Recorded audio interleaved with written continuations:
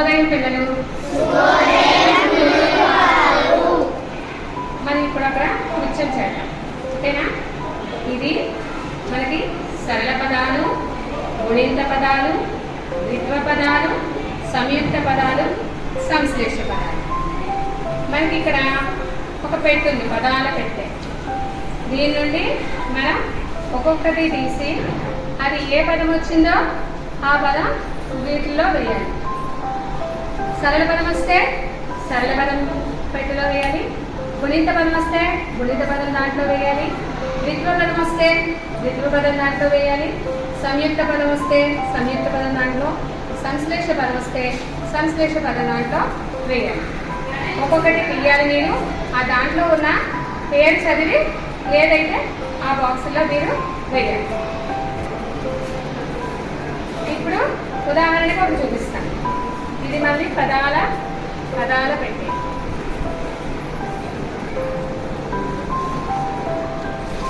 దీంట్లో ఫస్ట్ వచ్చింది గుర్రము. మొదటిగా గుర్రము ఉంది. రాకి రావత్తు. రాకి రావత్తు మనకి ద్విత్వ పదాల్లో వస్తుంది, అందుకని దీంట్లో వేస్తాం. అదేవిధంగా అస్త్రం. అస్త్రం అంటే రెండు ఒత్తులు ఉన్నాయి. ఒక హల్లుకి రెండు వేరు వేరు హల్లులు ఒత్తుగా వస్తే సంశ్లేష అక్షర పదాలు, అందుకని సంశ్లేష అక్షరాల కింద ఈ బాక్స్లో మనం వేయాలి. ఇలా ప్రతిదీ కూడా మీరు ఏ పదం వస్తే ఆ పదం చదవాలి, ఆ పదాన్ని వీటిలో వేయాలి. ఏ పదం?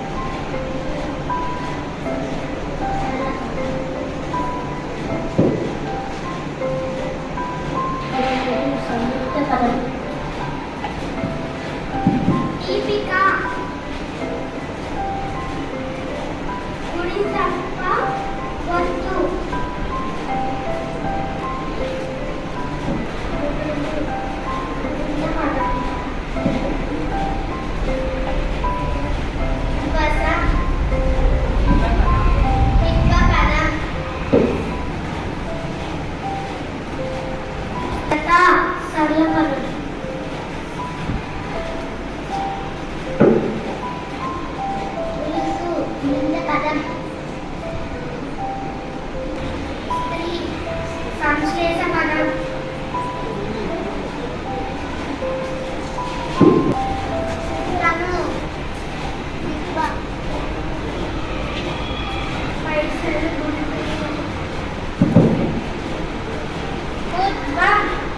సంశ్లేష పదం.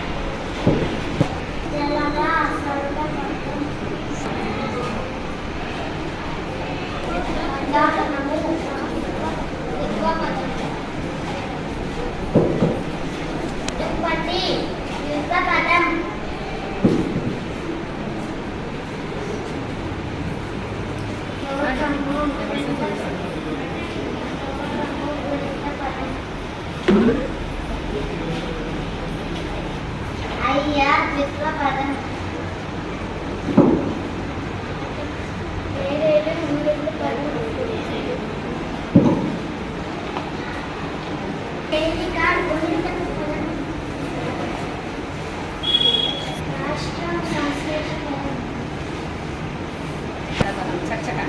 తపన సరళ పదం.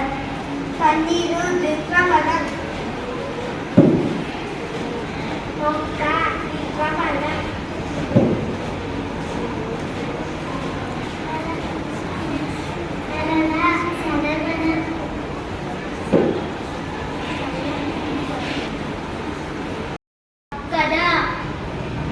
పదం.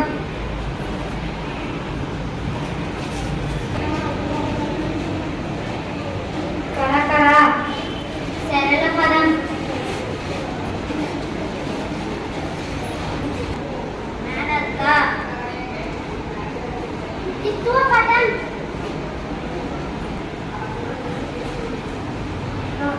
అంతక సరళ పదం. సరళ పదం.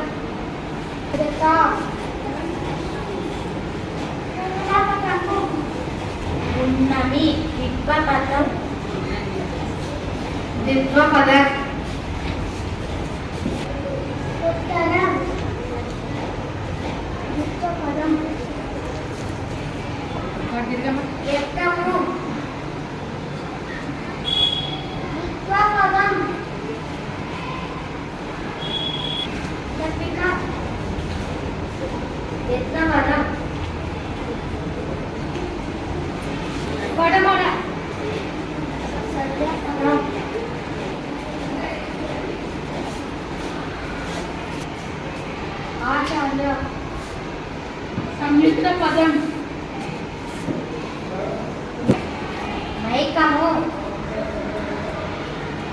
పదం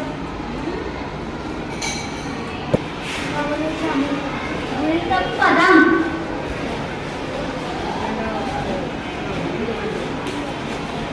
రభస రభస